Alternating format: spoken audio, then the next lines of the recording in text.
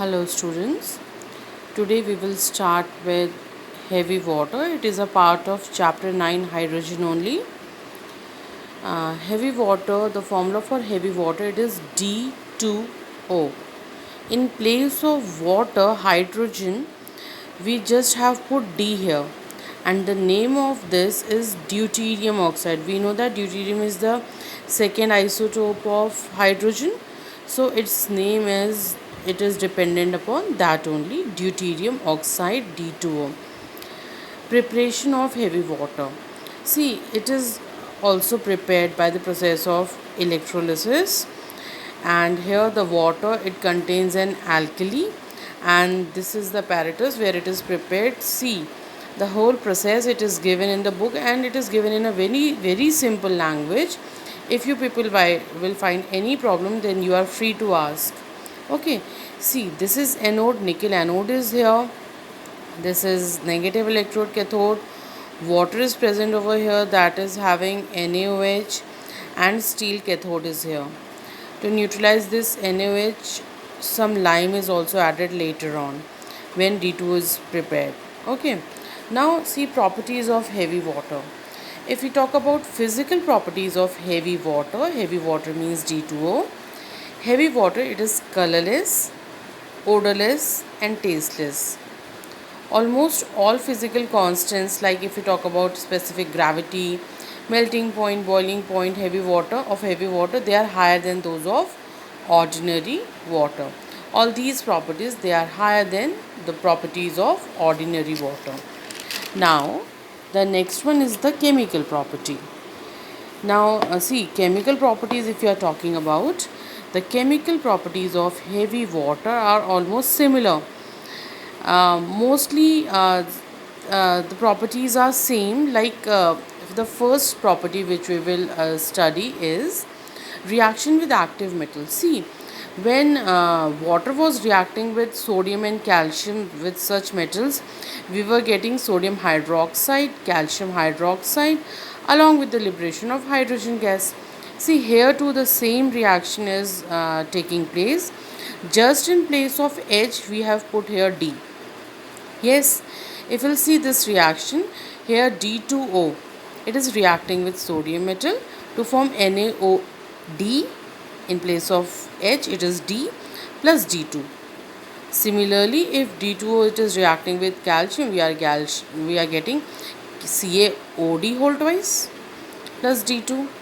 Now if we'll do its electrolysis, when heavy water, it is containing sodium carbonate, is subjected to electrolysis. If we'll do its electrolysis, then see, the gases, this D2 gas, it is collected at cathode, and oxygen gas will be collected at anode. Similar processes are there. Okay, now reaction with metal oxides. See, if these will react, this D2O will react with metal oxide, then again what we will get? There we will getting hydroxide. Here too, it reacts with metal oxide to form the corresponding deuterooxides or deuterohydroxides. Like here, if we'll see deuterooxides, not hydroxides, Na2O, it is reacting with D2O, deuterium oxide, to form deuterooxide. Okay, so it is sodium OD, so it is sodium deuteroxide.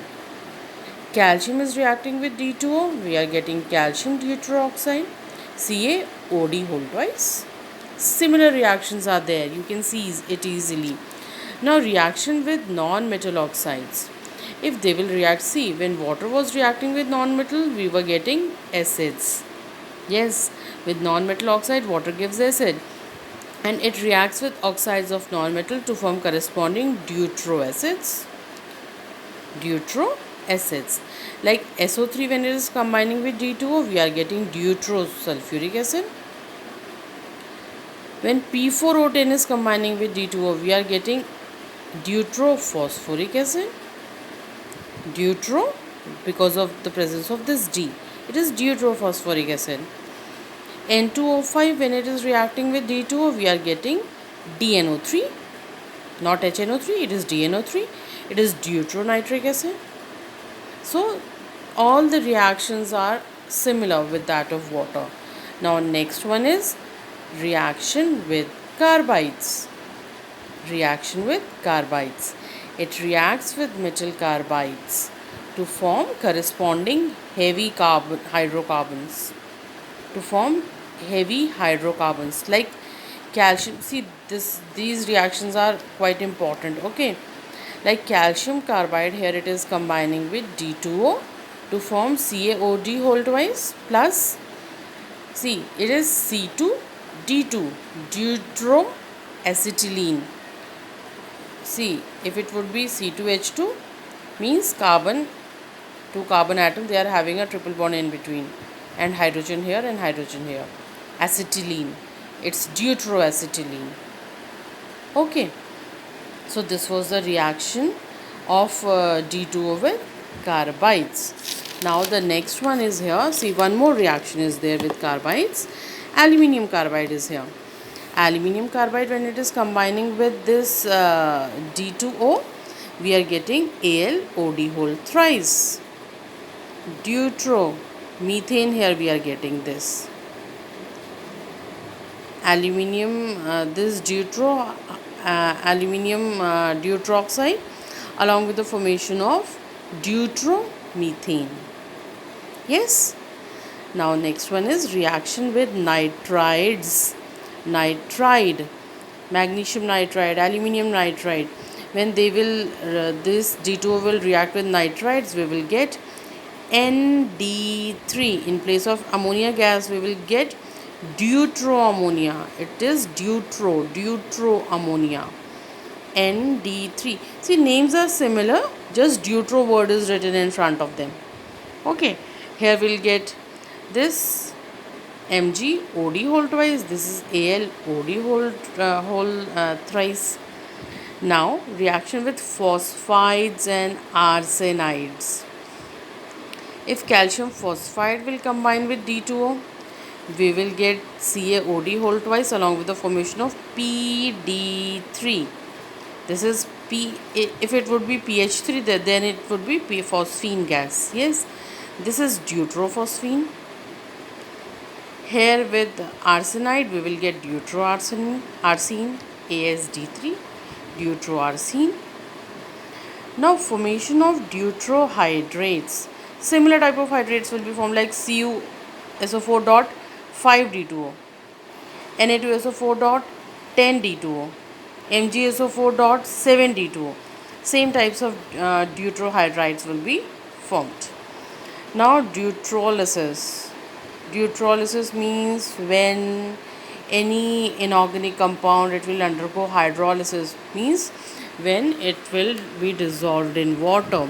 Like these are the inorganic salts, and when these inorganic salts, these will combine with D2O, they will form their deuteroxides, aluminium deuteroxide, barium deuteroxide with barium sulfide, along with the formation of this DCl, means deuterium chloride, not hydrogen chloride, it's deuterium chloride. It's H2S, not hydrogen sulfide, it will be deuterium sulfide. These gases will be evolved. Now, not the gases, because it will be in the dissolved state. This will be obtained as a precipitate, obviously. Now, exchange reactions. Heavy water reacts with several compounds containing hydrogen to exchange their hydrogen partially or completely by deuterium. See, they will completely or partially exchange their hydrogen with deuterium. This will come over here and this will come over here. It means if partial dissociation will take place, it means here we'll get D2O. See here, 4 D are present, D2O plus HDO. In place of H2O, we will get H also, D also, and then O. Okay. Uses of heavy water, if we talk about, see, if we are talking about heavy water, it is not biologically good for us, not even for plants. tobacco growth, it is found that it was just half when this D2O was used in place of water. And if we talk about us only, if or any other organism, if too much D2O is present over there, it can be poisonous. Okay, so it affects the growth of the plant also. As a moderator, it is used in nuclear reactors. See, nuclear fission reactions take place there, and the use of this heavy water is to slow down or to stop the process of formation of neutrons over there. It acts as a tracer in the study of reaction occurring in a living organism. What types of reactions are occurring there? So it acts as a tracer. It is used for the preparation of deuterium.